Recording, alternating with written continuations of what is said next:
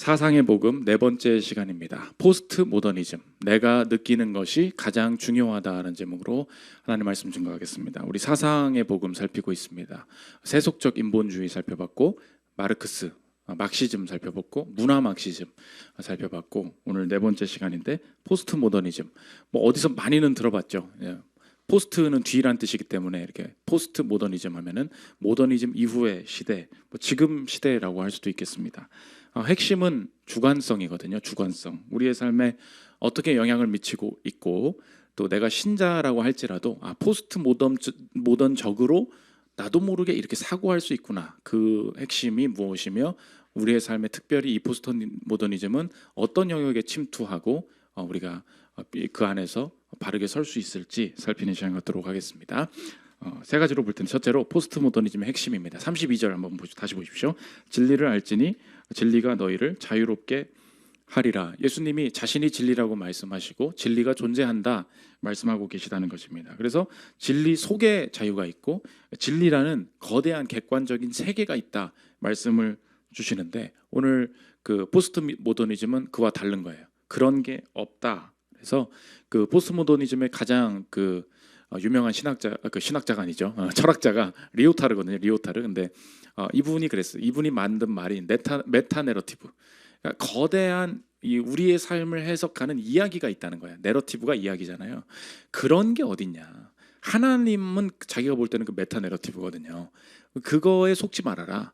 인생에 그런 거 없다. 그래서 내 인생이 이렇게 처음에 이렇게 시작돼서 어디로 흘러간다라는 이야기들은 다 사기다. 그거 다 만들어낸 거다. 그래서 그것이 없다. 그래서 이야기를 없애는 것. 그래서 그것이 포스트 모더니즘이 된다는 것입니다. 그러니까 이 진리 안에는 처음과 끝이라는 역사 이야기도 있지만, 그러므로 그 안에서 이렇게 살아야 된다, 저렇게 살아야 된다, 이런 뭔가 그런 기준들이 있을 거 아닙니까? 그거 다 사람이 만들어낸 거다. 헛된 것이다. 그래서 포스트 모더니즘의 핵심은 뭐냐? 주관성입니다. 주관성. 너에게는 진리일 수 있지만 나는 아니야. 이거죠. 제가 지금 설명했잖아요. 근데 여러분, 당연한 거 아니야? 여러분 그렇게 살고 있죠. 그러니까 여러분 다 그 시대 가운데 살고 있는 거라고. 너한테는 진리가 될 수 있지만 나는 그렇게 생각하지 않아. 이렇게 사고하는 방식이 포스트 모더니즘이 된다는 것입니다. 그래서 이 시대의 특징, 가장 큰 특징 정리하면 제목과 같다는 거예요. 내가 느끼는 것이 가장 중요하다는 것입니다. 나는 그렇지만, 너는 그렇게 생각하지만 나는 그렇지가 않아. 문제는 뭐냐? 그러다 보니까 절대적인 게 없잖아요. 그래서 평면화되었다 이렇게 얘기를 합니다. 교회에서 누구를 만나요. 어떤 집사님을 만났습니다. 누가 나한테 뭐라고를 해요. 저 뭐라고 하는 거예요? 이렇게 생각한다는 거예요. 왜? 너와 네가 말하는 말이 내가 말하는 말이랑 동등하다는 거예요. 나는 내 생각을 할 거라는 거예요. 그러니까 뭐 연륜이 있으신 분들 혹은 어떤 전문가들 누가 나한테 뭐라고 말을 해도 내가 느끼는 게 가장 중요하고 내 방식대로 판단을 하겠다. 그래서 배워야 될 이유도 없고 평면의 세계에 살게 된다는 것입니다. 그래서 누구한테 잘 보여야 될 필요도 없어요. 내가 잘하면 되는 거지. 그래서 이 주관성을 가지고 살면 좋을 것 같잖아요. 근데 여기에 핵심이 뭐냐? 이 주관성도 또 한 가지의 이 진리를 말하고 있다는 거예요. 최근에 또 제가 좋아하는 연예인 그 이효리 씨가 국민대에 가가지고 또 노래 하나 불러 제끼고 강연을 하지 않았습니까? 네, 강연을 했는데 강연의 핵심이 뭐냐? 내 설교 준비를 이렇게 도와주더라고. 소스 사람들이 안 졸고 써먹을 만한 소스가 어디 없을까 하면 저는 이렇게 유튜브 보면은 주님이 응답을 주세요. 요거다. 그대로 따오면 되는데, 이게 완전 포스트 모더니즘이거든요. 그분의 핵심이 뭐냐? 남의 말 듣지 마십시오. 그거예요. 들어보십시오. 여러분들, 제가 텍스트 그대로 가져온 거예요. 그냥 여러분 마음 가는 대로 사십시오. 여러분들을 누구보다 아끼고 올바른 길로 인도하는 건 그 누구도 아닌 여러분 자신이며, 누구의 말보다 귀담아 들어야 하는 건 여러분 자신의 마음의 소리라고 생각합니다. 나는 나약해, 나는 바보 같아, 나는 더 잘할 수 없는 사람이야 같은 부정적인 소리는 진짜 자신의 소리가 아닙니다. 물론 저 또한 그 소리를 듣고 흔들리고 좌절하고 하지만 그 소리 너머에 진짜 내가 최선을 다해서 넌 잘하고 있어, 넌 사랑받을 자격이 있다고 목청 터져라 이야기하고 있다는 걸 이제 조금씩 느낍니다. 마지막에요. 그 너머의 소리는 늘 나를 아끼고 사랑하고 언제나 내가 더 좋은 길로 갈 수 있도록 항상 저에게 이야기를 해주고 있었습니다. 여러분, 귀를 꼭 기울여 보세요. 누구에게 기대고 위안받으려고 하지 마시고 그냥 인생 독고다이다라고 생각하시면서 쭉 가시면 좋을 것 같습니다. 그리고 나서 GD뱅 부르고 갔어요. 매력적인 여자죠. 저도 재밌게 봤습니다. 문제는 뭐냐? 이효리가 말하는 게 뭐예요? 남의 말 자꾸 듣지 말고 내 마음의 소리를 듣고 움직이십시오. 남의 기준들 따라가지 마십시오. 라고 하는 게 기준이라는 거예요. 이게 이해하십니까? 이걸 이해하면 포스트 모던을 다 이해한 거예요. 그 얘기 들어보십시오. 이 에른 홀트라는 교수님 얘기한 거예요. 들어보십시오. 우리 대다수 미국인들은 몇 가지 단순한 명제를 믿는데 너무나 명백하고 자명해서 말할 필요도 없다고 생각하는 명제들이다. 예를 들면 선택은 인생에 참 좋은 것이다. 권위는 그 자체로 미심쩍다. 누구도 다른 사람에게 이렇게 생각하라 혹은 저렇게 행동하라고 말할 권리가 없다. 죄는 개인적이지 않다. 이러한 생각들은 그 힘이 매우 강력하다. 하나같이 모두 진리의 반지를 끼고 있다. 이게 이해돼요? 이효리가 말한 것도 자신은 진리는 없다며 이 세상에. 근데 내 목소리를 듣는 게 진리라는 거예요. 내 마음대로 내 속에 들리는 대로 살아가는 그 자체가 옳은 삶이다라고 또 다른 진리를 말하고 있다. 그래서 포스트 모더니즘은 사실 철학적으로 그 내부의 모순을 가지고 있습니다. 진리는 없다고 말하는 내가 그게 진리죠. 진리가 없는 게 진리잖아요. 나도 또 한 가지 자기 주장을 하고 있다고. 그래서 포스트 모더니즘은 사실상 논리적으로는 맞지 않아요. 문제는 이렇게 살잖아 우리가. 원하는 문제는 뭡니까? 포스트 모더니즘 문제가 뭐예요? 마음대로 살아. 왜 안 되죠? 내가 원하는 마음의 소리가 늘 서로 충돌한다는 것입니다. 여러분 한번 생각해 보십시오. 원하는 대로 살아라 그랬어요. 원하는 게 한두 개입니까? 여러분 오늘 하고 싶은 게 뭐예요? 결혼하고 싶죠. 그렇지만 혼자 살고 싶죠. 맞잖아요. 돈을 벌고 싶죠. 그렇지만 놀고 싶죠. 일을 통해서 성취감을 얻고 싶죠. 동시에 여행 가고 싶죠. 자녀를 낳고 싶죠. 하지만 낳기 싫죠. 아니 그렇잖아요. 우리의 인생에 원하는 걸 따라가래. 원하는 게 하나냐? 그게 반박이에요.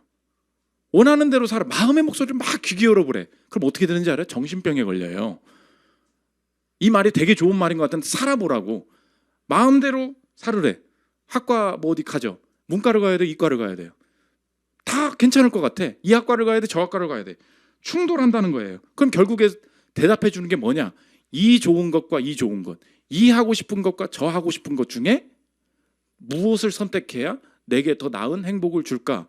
이 두 가지를 고르려면 어떤 기준을 잡아야죠. 그게 뭐예요? 다른 진리죠. 진리를 내가 붙들 수 있는 진리를 근거로 이건 별로네? 이건 높네. 어떤 걸 진리로 삼아야 돼요? 돈이에요? 돈을 많이 벌 수 있는 기준으로 이 회사보단 저 회사가 낫다. 그것만으로 인생이 판단되는 게 아닌 거 아시죠? 직장도 대학교 이렇게 다닐 때는 좋은 직장은 정해져 있는 줄 알았어. 뭐 돈 많으면 다 좋은 거지. 들어가 보니까 직장에 고려해야 될 요소가 하나도 아니죠. 제가 연봉 제일 많이 받는다고 직장 간 제 이공계 친구가 있거든요. 거제도에 있어. 거제도에. 그때 알죠. 공장은 시골에 있는 거구나. 문을 딱 열면 바다야. 내가 원하는 게 아니었어. 근데 내가 지금까지 내가 구원으로 삼았던 기준은 뭐예요? 내 마음의 소리를 찾으래. 나도 모르게 기준을 정했어. 그건 뭐냐? 돈이다. 돈을 기준으로 좋은 거 찾아갔다고요. 그랬더니 다른 기준이 나타난 거야. 우리 포스트 모더니즘의 핵심 마음을 따르라. 문제는 뭐예요? 마음은 서로 충돌하게 된다. 그래서 포스트 모더니즘은 객관적인 게 없기 때문에 내 자아도 여러 개라는 거예요. 이게 사회적으로 문제가 되죠. 아침에 범죄를 했어요. 도둑질을 했어. 저녁에 잡았어. 너 왜 도둑질했어? 제가 아닙니다. 그렇게 말한다니까요. 지금 시대가 그렇게 돼 있다고. 그래서 도둑을 못 잡아요. 그 사람이 다른 사람이었대. 왜? 내 자아는 하나가 아니라는 거예요. 여러분 미친 애들이라고 생각하죠? 그게 지금 시대라니까. 들어보십시오. 데이빗 노에벨이 한 얘기예요. 사회적으로 구축된 불안정한 자아는 법률, 범죄와 처벌에 있어 특수한 어려움을 만들어낸다. 만일 자아가 신속히 변모하는 것이라면 특정한 밤에 일어난 강간과 약탈의 범죄 행위는 변모한 자아의 탓으로 돌릴 수 있으므로 죄 지은 자아를 알아내고 벌 주는 것을 어렵게 만든다. 사람들이 제시할 변명들을 상상해보라. 글쎄 내 탓이 아니었어. 나의 다른 자아 중에 하나가 그 짓을 한 거야. 세상이 좀 혼탁해지는 게 만들어가는 게 뭐예요? 정해진 게 없다. 진리는 없다. 내 마음도 변한다. 그래서 요즘 외국에서 문제되는 게 뭡니까? 아침엔 남자, 저녁엔 여자예요. 단순한 트랜스젠더의 문제가 아니야. 시시각각 바뀌어. 오후 2시에는 여자고요. 오후 6시엔 남자예요. 그래서 모든 화장실을 들어갈 수 있어요. 왜? 내 마음이 바뀌었거든. 이해가 되시죠? 모든 객관적인 진리 중심을 기준을 다 흐트러뜨리는 거. 이게 포스트 모더니즘의 특징이 된다는 것입니다. 주관성. 두 번째, 포스트 모더니즘의 적용이에요. 이게 우리의 삶에 어느 영역에 특별히 이렇게 들어가게 되느냐. 첫째로는 역사입니다. 역사학도 맞지만 인생을 바라보는 역사. 처음부터 끝으로 갈 때 기독교가 들어오기 전에 모든 이 고대의 역사관은 뭐냐? 언제나 순환의 세계관이었어요. 전생이 있어, 뭐 이런 거. 환생해서 떠돌아다녀, 뭐 이런 거. 근데 기독교가 서구에 들어오고 나서부터 사람들이 그 체계, 메타 내러티브, 체계가 바뀐 게 뭐냐? 역사는 직선의 역사관이라는 거예요. 직선의 역사관이 뭐예요? 처음이 있고 종말이 있다. 처음이 있고 끝이 있다. 이것이 역사 속에서 말하는 진리라는 겁니다. 32절 다시 한번 들어보십시오. 진리를 알지니 진리가 너희를 자유롭게 하리라. 진리 중에 어디에 이렇게 건드린다고요? 역사를 건드린다고. 역사관을. 근데 우리의 그 기독교 세계관이 보여주는 것은 무엇이냐? 역사에는 처음과 끝, 직선으로 내 인생도 처음과 끝, 우연하게 향하는 일들이 전혀 없다. 그래서 이 역사에 대한 적용인데 여러분 포인트로 기억하십시오. 첫 번째는 뭐냐? 가는 곳이 있다라는 것을 받아들이잖아요. 그러면 가는 방법도 정해져 있다는 거, 이걸 받아들여야 됩니다. 포스트 모더니즘이 가장 크게 불신하는 것, 그게 바로 성경이에요. 그래서 성경을 읽어봐요. 그럼 이 저자가 무슨 말을 하냐? 그건 중요하지 않아요. 내가 이걸 읽고 뭘 느끼느냐? 그게 중요해요. 그래서 포스트 모던 미술도 아시죠? 이 미술 작품의 저자가 뭘 말하려고 했느냐? 중요하지 않아. 내가 그 작품을 보고 뭐라고 느끼느냐? 내가 중요한 거예요. 내가 위로를 받고 내가 해석을 잘하면 해석자가 훨씬 더 중요해요. 근데 오늘 성경은 역사, 처음과 끝이 정해져 있다. 그러면 가는 곳이 정해져 있다면 가는 방법도 함께 정해져 있다. 근데 이 시대는 옛날 방법들은 다 고리타분한 거야. 성경에 제시하는 방법들은 다 고리타분한 거야. 요즘 하는 방식들이 훨씬 더 내 인생을 이렇게 깨어있는 사고방식이야. 이렇게 생각하게 만든다는 것입니다. 팀 켈러 목사님 얘기인데 포스트 모더니즘이 이제 후기 구조주의 이렇게 얘기하거든요. 한번 들어보십시오. 후기 현대주의는 이러한 역사의 진보 개념을 수용하면서도 이를 신적인 통제의 개념에서 완전히 떨어뜨려 놓았다. 역사를 각 단계마다 자율적인 진보를 이루는 것으로 이해한다. 따라서 오늘날 우리는 역사를 평가할 때 C.S. 루이스가 말하는 연대기적 우월의식, 이게 뭐냐? 오래된 것은 그 자체로 신빙성이 떨어진다는 전제에 의해 판단한다. 많은 정부 관료는 지나간 여러 조처나 관점을 21세기에는 설 자리가 없는 것으로 폐기선언한다. 마치 역사의 각 장은 당연지사 그 이전 장보다 낫다는 듯이 말이다. 무엇이든 새로운 게 자동적으로 더 낫다는 식이다. 요즘 여러분이 이전 이야기를 하면 다 고리타분하다 이렇게 얘기하잖아요. 누가 요새 결혼을 해? 뭐 이런 거. 누가 요새 이렇게 자녀를 낳아? 옛날 사람들이 하는 방식일 뿐이지. 누가 요새 어른을 공경을 해? 옛날 것은 다 구태의연한 것이다. 아니에요. 성경은 뭐라 그러냐? 처음부터 끝에 가는 길이 있으면 그 방법도 정해져 있다. 이거 꼭 알아야 된다는 것입니다. 두 번째, 인생을 실험실로 삼으면 안 된다는 거예요. 그게 포스트 모던의 특징이에요. 여러분의 인생을 바라볼 때 하나님께서 여러분을 이 땅 가운데 두셨고 우연이 아닙니다. 역사의 끝이 있어요. 그러면 내 인생이 아무리 어려도 오늘 결정할 때 무엇을 원하시나 분별할 수 있어요. 믿으십니까? 오늘 여러 가지 고민이 있는데 지금 이 상황에서 어떻게 하기를 원하시나, 옳은 길, 원하시는 길, 기뻐하시는 길 찾을 수 있고 그 길대로 가면 산다. 이게 성경의 세계관이에요. 근데 포스트 모더니즘의 세계관은 뭐예요? 역사가 그런 진리라는 게 없다니까? 그러니까 역사를 어떻게 만드냐? 실험실로 만들어요. 실험실이 뭐냐? 뭐든 비판해봐. 그리고 이렇게 해체주의라고 하거든요. 자크 데리다가 말하는 거. 해체주의가 뭐예요? 마음에 안 들지? 부셔. 그만해. 딴 거 해봐. 그러다가 망하면 어떻게 해요? 망할 수도 있는 거지 뭐. 이렇게 얘기한다고. 특히 젊은 분들 잘 생각해봐요. 젊었을 때 2, 3년은 방황해도 되는 거. 이런 거. 여러분이 지금 오염되지 않고 있다고 생각하죠. 근데 나도 모르게 야 인생 길어. 젊었을 때 그냥 한번 뭐 그냥 놀아 제끼는 건 괜찮은 거예요. 미안, 왜 자꾸 사투리가 충청도로 나오냐? 대전 출신을. 아니 그런 얘기를 들으면 그렇지, 인생은 기니까 훨씬 이때 놀아봐야지, 이때 공감해봐야지. 그때 없어지는 게 뭐예요? 마치 요 시기에 결혼하지 않았을 때에 내 마음대로 할 수 있는 요 시기는 무엇을 선택하든지 내 마음대로 할 수 있는 시기다. 그러니까 전체 역사관을 부정하는 거예요. 인생은 실험실이 아닙니다. 특히 그래서 포스트 모더니스트들이 들어가는 곳 나라마다 경제가 망해. 왜냐하면 온갖 실험을 다 하거든. 데이빗 노에벨 얘기예요. 이어서 들어보십시오. 포스트 모던주의자들은 모든 경제적 이론이 실패했다고 공언하며 우리가 할 수 있는 최선은 계속 실험하는 것이라고 주장한다. 어쩌면 우리는 사람들에게 더 적합한 어떤 경제적 아이디어를 우연히 발명할 수 있을지도 모른다. 그러나 포스트 모던주의자들은 기반이 될 어떤 구체적인 대안도 제공하지 않는다. 앱스타인은 정확하게 관찰한다. 포스트 모던주의가 널리 세력을 잡은 이유 중 하나는 긍정적 비전을 제시하는 것보다 비판적이 되는 것이 훨씬 쉽기 때문이다. 여러분에게 적용해 보세요.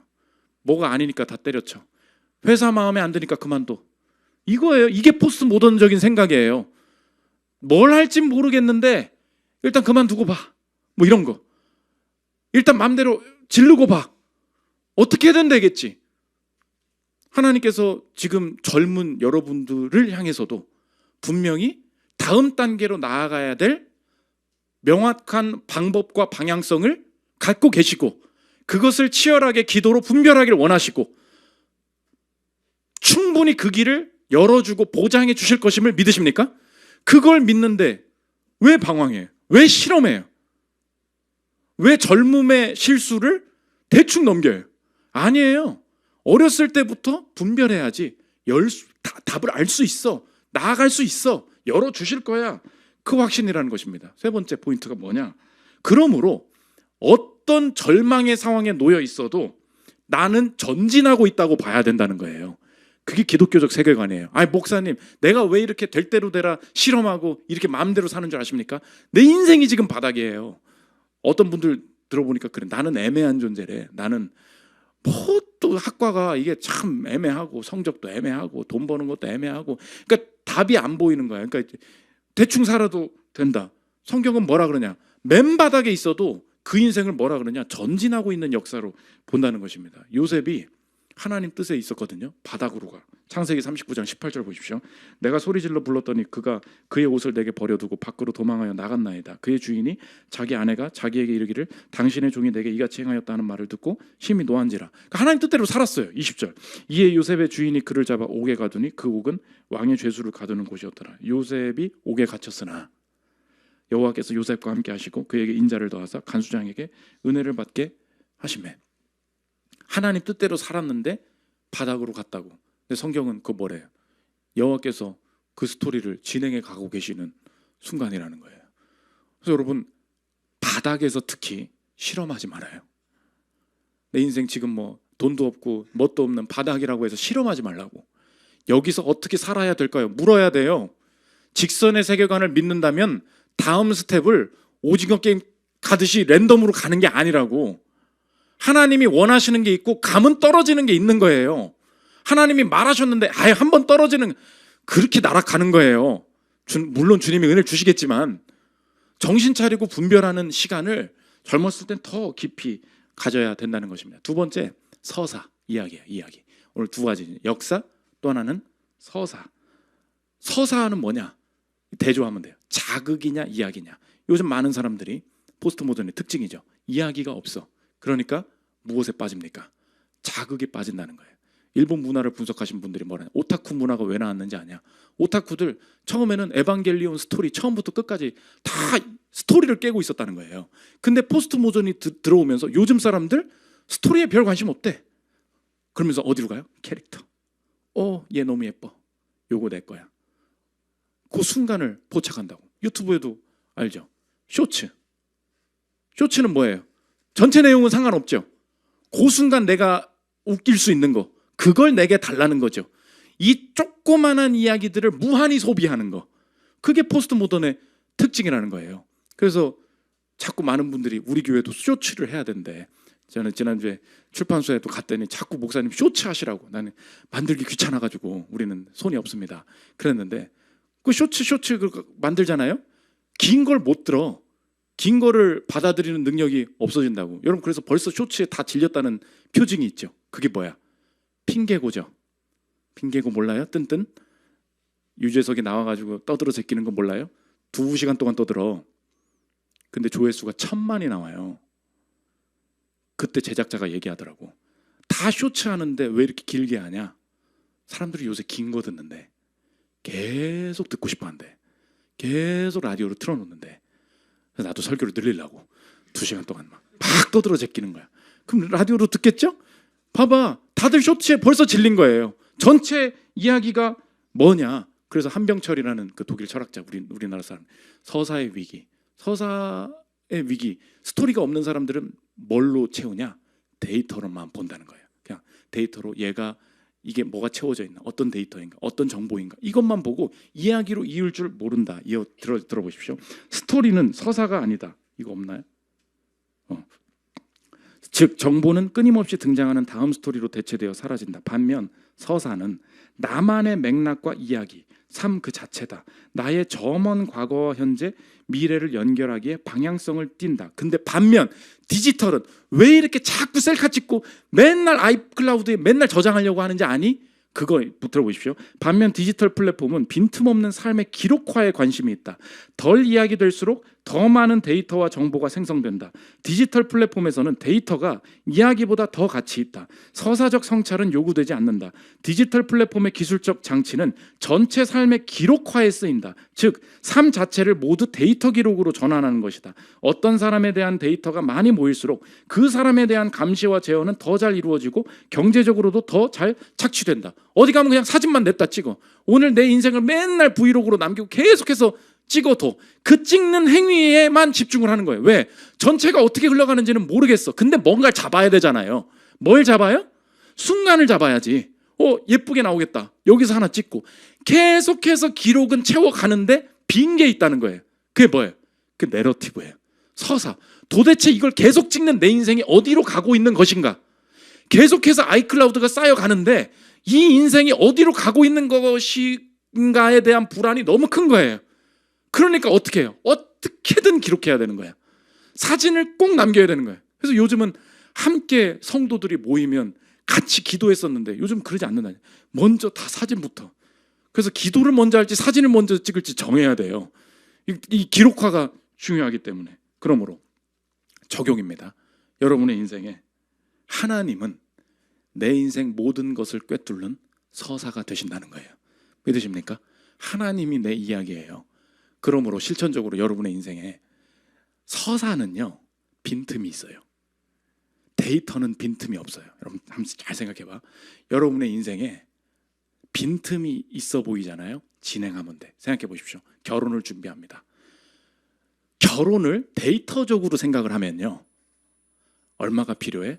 어느 식장에서 해야 돼? 여기에 비용이 얼마야? 너는 어떤 스펙을 가지고 있어? 난 얼마 모았니? 너 몇 살이야? 그럼 이렇게 출산하면 되겠구나. 다 뭐예요? 내가 지금 결혼을 해서 해야 될 모든 것들을 데이터화 시켜서 이게 채워졌니? 이거 채워졌니? 그래. 그러면 다음으로 넘어갈 수 있을 거야. 그래서 결혼을 못 한다고. 결혼한 사람들한테 물어봐요. 데이터가 다 채워져 있었는지, 통장 잔고가 다 채워져 있었는지. 하나님이 흘러가게 하시는 것 같은데 빈틈이 있죠. 그건 스토리예요. 그건 서사예요. 진행하면 된다고. 이해되세요? 내 인생에 뭔가 다 있어야 다음으로 넘어갈 수 있을 것 같아. 그래서 학점도 다 다시 채우고 학력도 다 보충하고 그래서 졸업도 못해요. 자신감은 뭡니까? 나는 데이터에 살지 않아. 난 서사에 산다고. 서사에 꼭 필요한 게 뭐예요? 요셉이 감옥 가는 거예요. 그래서 서사는 늘 이 설명되지 않는 부분이 있어야 이야기가 된다 그랬어요. 여러분 인생을 보십시오. 설명이 됩니까? 왜 거기 떨어졌죠? 왜 걔랑 헤어졌죠? 왜 그때 그 회사 못 갔죠? 설명이 돼요? 안 돼요. 그럼 잘 가고 있는 거예요. 왜요? 그게 이야기거든. 사람들이 이야기가 있다는 것을 메타 내러티브, 하나님 나라에 대한 메타 내러티브가 다 사라지니까 흔들리는 게 뭐예요? 데이터로서 내 인생이 결여돼 있다는 거예요. 여러분의 인생에 지금 데이터로 잡고 있는 걸 한번 생각해 보면 돈의 기준으로, 외모의 기준으로, 나이의 기준으로 이야기가 있는 거거든요. 근데 이야기는 별로야. 나는 결국은 돈 없는 존재예요, 목사님. 결국은 결혼 못한 존재예요, 목사님. 결국은 어떤 남자도 어떤 여자도 날 좋아하지 않는데요, 목사님. 그 기준으로 보면은 내 인생은 데이터가 채워지지 않았으니까 불합격. 이게 포스트 모더니즘이라고. 다시 찾아야 될 게 뭐예요? 서사예요, 서사. 하나님이 내 인생의 이야기가 되십니다. 그러므로 설명 불가능한 가정의 문제들이 있습니까? 진행하십시오. 하나님 이야기예요. 도저히 다 채워지지 않는 인생의 부족이 있습니까? 진행해요. 개척하라고 하셨어요. 다 안 채워졌어요. 그 진행이구나. 가보는 거예요. 하나님께서 원하시는 길 가면 분명히 이 결여된 것 속에 스토리가 있다. 마지막 세 번째, 포스트 모더니즘의 구원입니다. 이 처음으로 시작하신 우리의 역사를 어떻게 하나님께서 종결시키시느냐. 계시록은 어떤 책이냐? 종결의 책이에요. 끝이 있어.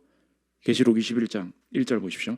또 내가 새 하늘과 새 땅을 보니 처음 하늘과 처음 땅이 없어졌고 바다도 다시 있지 않더라. 또 내가 보매 거룩한 성 새 예루살렘이 하나님께로부터 하늘에서 내려오니 그 준비한 것이 신부가 남편을 위하여 단장한 것 같더라. 새 예루살렘이 내려온다. 이 스토리 가운데 우리를 참여할 수 있게 하셨다는 것입니다. 우리가 새로운 이야기에 참여할 수 없게 만드는 우리 인생의 마지막 스토리가 끝나는 지점이 있습니다. 그게 무엇입니까? 죽음이죠. 죽음은 언제나 이야기를 끝나게 만들어요. 죽음이 끝이다. 아무리 잘 살아도, 아무리 잘 나가도 죽음은 이야기의 끝이다. 예수님은 어떤 분이십니까? 이야기를 만드는 분이시죠. 어떤 이야기를 만드는 분이십니까? 죽음 뒤에도 이야기가 있어. 죽음 뒤에 영생의 문을 여시면서 그것이 육체적인 부활이기도 하지만 그건 무슨 말이에요? 내 인생의 이야기가 죽음으로 끝나지 않는다, 그 얘기죠. 새로운 이야기가 아직도 펼쳐질 게 많이 있음을 예수님께서 죽으시고 부활하심으로 우리의 이야기가 죽음으로 끝나지 않도록 보장해 주셨다는 것입니다. 믿으십니까? 죽음으로 끝나지 않음을, 이야기가 지속되는 게 보장됨을 믿는다면 오늘의 인생도 제멋대로 실험하면서 살지 않기를 원합니다. 인생의 역사가 있고 직선의 역사가 있고 처음과 끝이 있다면 그 방향대로 가는 방법도 정해져 있고 결코 실험하지 않고 바닥에 있어도 전진하고 있음을, 내가 그 스토리 속에서 이해하기를 원하고, 이 모든 서사 속에 자꾸 데이터적으로 스펙적으로 무엇이 갖춰져 있는가? 갖춰져 있으면 행복하겠지. 갖춰져서 다음 단계로 갔는데 스토리가 없어. 의미가 없어. 어디로 가는지를 모르겠어. 그 헛된 결혼 생활, 헛된 스펙 추구 버려버리고 아무리 비어 있어도 하나님 가보기를 원합니다. 전진해 보기를 원합니다. 이대로 살아내 보기를 원합니다.